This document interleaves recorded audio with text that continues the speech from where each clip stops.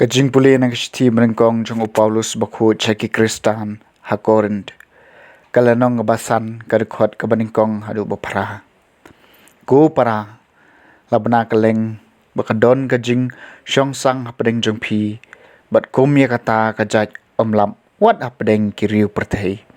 namar bau briu ya shong bat katanga ukpa jong u henrei pis ngau meng penban hatu kamdei ba phin sngosi ai bayau tau bala le yakani en weng no na pedeng jungpi namar wat langam don dakamet ngadon dakamen siem bat lakum badon markman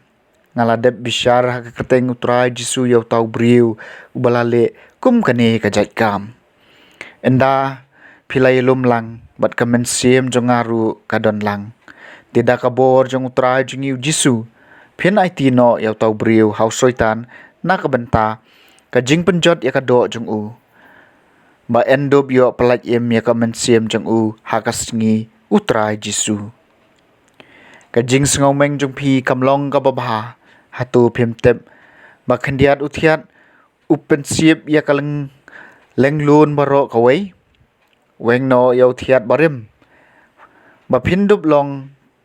ka lenglun ba thamai kumba da shisha philong ki ba khlam thian na ba yau Chris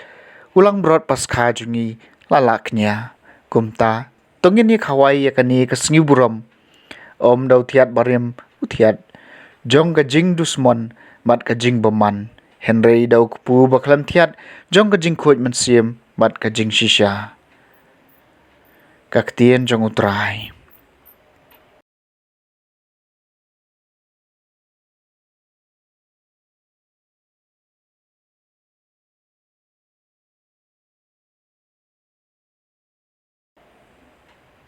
ka Jingpule na gospel bakhoj kat kum ulukas kalenong kabahan riu kadkhot kabahan riu hadu bakhat wei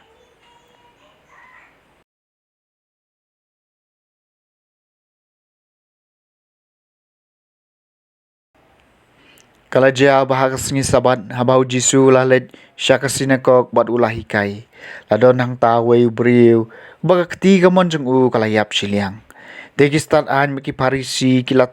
thap dengong ye u banyo i ladau penkoj ha kasabat bakum ta kinyo ban keno persya ye u henreu jisu latep ye kajing perkhat jungki bat ulaong hau tau briu ubadon kakti bayap siliang aliwan bat yeng hang ni mat utau briu laki bat ulayeng hang ta Taiew jisu loong haki ngakali phi hatu kasyong anya kasabat ban le bha ne ban le sniu ban pen im ya kajing im ubriu ne ban penjot ya ka tu lapet saudong ki baro nang tau loong hau tau briu to kner ya la kakti Taiew la kner bat lapen ko ya kakti jong u henrei makipat kila ki bitar bok bat kila sela para maki ayu kila ban le yau jisu ka gospel jong utrai